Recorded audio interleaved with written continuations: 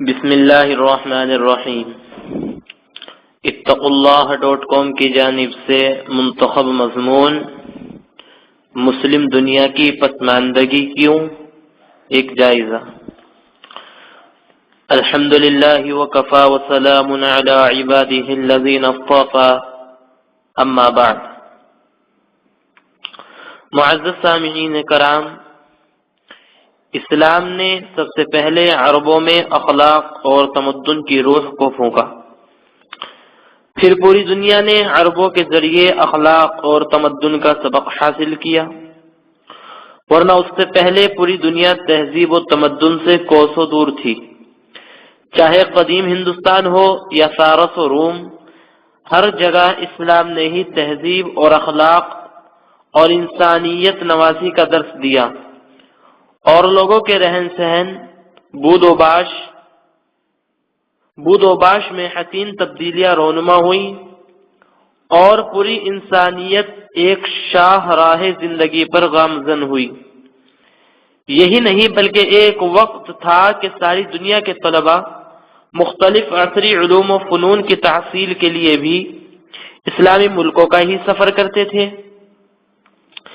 اس لیے کہ مسلمان ہی ریاضی اور فلسفہ اور جغرافیہ وغیرہ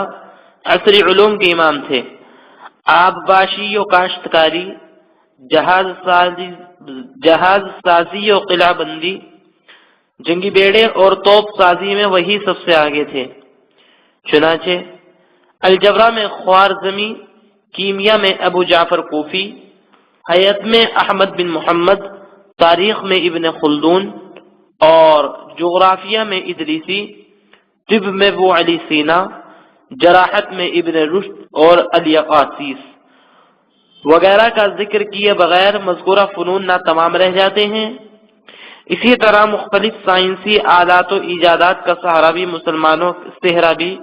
مسلمانوں کے سر جاتا ہے۔ چنانچہ ناسا کے ہیڈ کوارٹر میں شیر میسور حضرت ٹیپو سلطان شہید رحمت اللہ علیہ کا مجسمہ اولین راکٹ کے موجد کی حیثیت سے نصب کیا گیا۔ اسی طرح خوردبین کی ایجاد اصلاً ابو الحسن نے کی،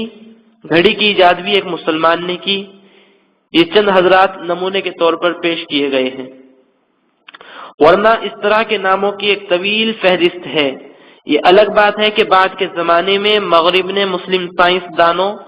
اور موجودوں کے یا تو نام بگاڑ دیے یا کسی مسلمان کی ایجاد کردہ چیز کو اگر کسی دوسرے نے کچھ جزوی ترقی دی تو اس ایجاد کو اسی ترقی دینے والے کی طرف منسوب کر دیا۔ اس کی واضح مثالیں عربوں کی جنگی اصطلاحات ہے جو توڑ مڑوڑ کر الگ اور نئی اصطلاحات باور کرا دی گئی ہے۔ جس طرح آج بھی ہندوستان میں مسلم نام کے شہروں اور قصبات کو ان سے ملتے جلتے ہندو نام دینے کی کوشش کی جا رہی ہے، مغرب کی اس سازش سے متاثر ہو کر لوگ کہتے ہیں کہ مسلمانوں کے پاس عصری علوم و فنون نہیں ہے، نہ ہی ماضی میں اور نہ حال و مستقبل میں، اور کچھ لوگ مسلمانوں کے شاندار ماضی کو تو مانتے ہیں مگر حال کی بدنمائی اور مستقبل کی تاریکی کا شکوہ کرنے سے نہیں چوکتے، اور کہتے ہیں کہ آج کسی شعبے میں ان کا کوئی قابل قدر کارنامہ نہیں ہے، نہ تو سائنس کی دنیا میں ان کا کوئی مقام، نہ ہی طب کے میدان میں ان کی کوئی حیثیت، انجینئرنگ کے شعبے میں بھی ان کا کوئی حصہ نہیں، حتیٰ کہ اخلاق و تہذیب سے بھی عاری، فن و ثقافت سے بھی دور ہیں۔ لیکن اگر ہم ان کمزوریوں اور کمیوں کی بنیادی اسباب پر غور کریں گے تو ایک حیرت انگیز سچائی ہمارے سامنے آئے گی کہ اسلامی تعلیمات اور اپنے ملک سے سچی اور حقیقی محبت نہ ہونے اور اپنی آبائی مٹی سے لگاؤ نہ ہونے کی وجہ سے مسلمان مال و دولت کی حرص اور مادیت کی ہوس کے شکار ہو جاتے ہیں۔ وہ تعلیم و تعلم کو اپنے ملک و قوم کی ترقی کا ذریعہ نہیں بناتے، بلکہ انہیں ذاتی مال و دولت کی زیادتی مقصود ہوتی ہے۔ وہ یہ نہیں سوچتے کہ ان کی خدمات کا سب سے زیادہ حقدار ان کا اپنا ملک ہے، نہ کہ مغرب، جہاں انہیں کچھ روپے زیادہ مل گئے، ان کی ذاتی زندگی میں کچھ چمک دمک آ گئی، لیکن ان کا ملک مزید تاریکیوں میں چلا جائے گا۔ انہیں بنگلے، کاریں اور بلندیوں پر اڑنا نصیب ہو جائے گا، لیکن ان کا ملک مزید پستیوں کی دلدل میں دھس جائے گا۔ انہیں کچھ منافع یقیناً حاصل ہو جائے گا، مگر ان کے ملک کا بہت بڑا فکری اور مادی خسارہ ہوگا۔ یہی وجہ ہے کہ جب سے مغرب نے کچھ ٹکڑے ڈالنے شروع کیے ہیں، کارگر، صحت مند اور کچھ ذہنوں نے مغرب کی ہجرت شروع کر دی ہے۔ ایک دوڑ سی لگی ہوئی ہے کہ یورپ اور امریکہ کا ویزا مل جائے۔ اس میں کچھ زیادہ برائی نہیں کہ تلاش معاش کے لیے دوسرے ملکوں کا سفر کیا جائے، اس لیے کہ خوش عیشی ایک فطری خواہش ہے، لیکن لوگ اسی پر بس نہیں کرتے، بلکہ اکثر لوگوں کی یہ خواہش ہوتی ہے کہ انہیں گرین کارڈ مل جائے اور وہ وہاں کے شہری قرار دیے جائیں، اور پھر رفتہ رفتہ ان کا اپنے وطن اصلی سے رابطہ اور تعلق بھی ختم ہو جائے۔ وہ اپنی آبائی تہذیب و ثقافت سے دور ہوتے چلے جاتے ہیں، ان کا ذہنی اور فکری زاویہ بدل جاتا ہے،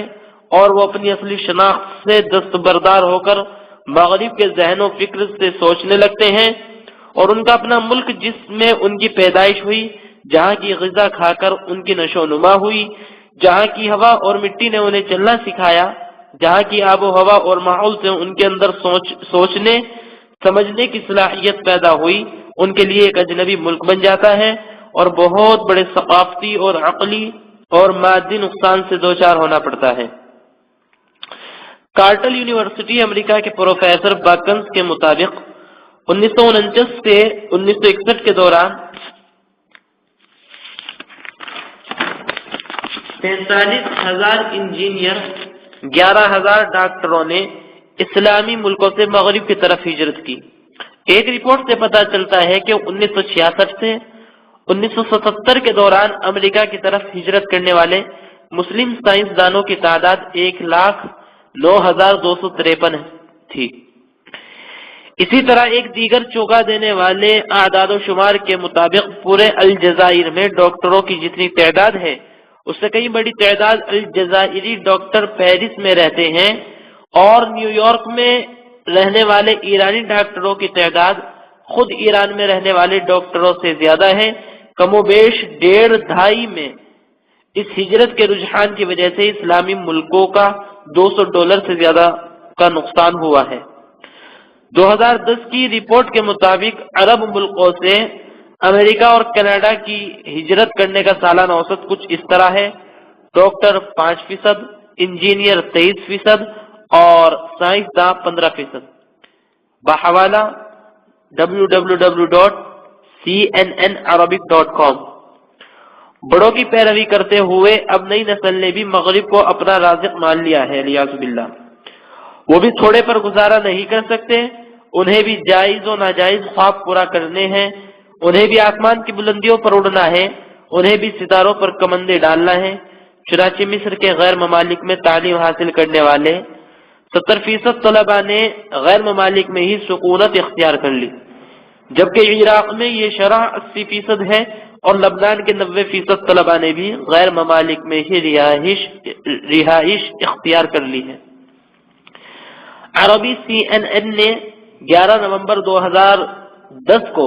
ایک رپورٹ شائع کی تھی کہ فی الحال اوسطاً ہر سال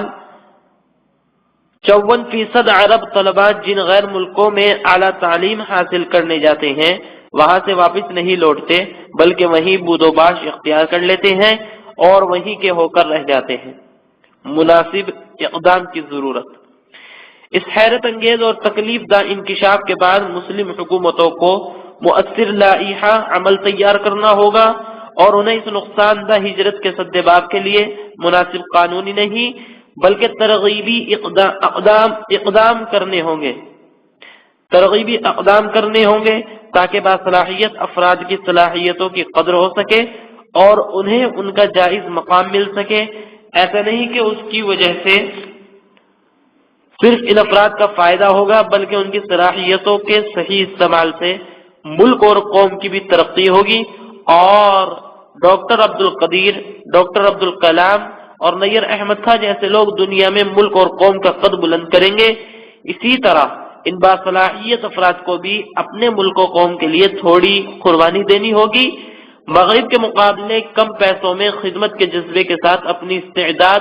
اور صلاحیت کو ملک و قوم کے لیے وقف کرنا ہوگا تاکہ ملک و قوم ان کے تعاون سے ترقی کے منازل طے کر سکیں اور اپنے ملک میں ہی رفتہ رفتہ انہیں وہ تمام سہولتیں مل جائیں جن کے لیے وہ مغرب کا رخ کرتے ہیں۔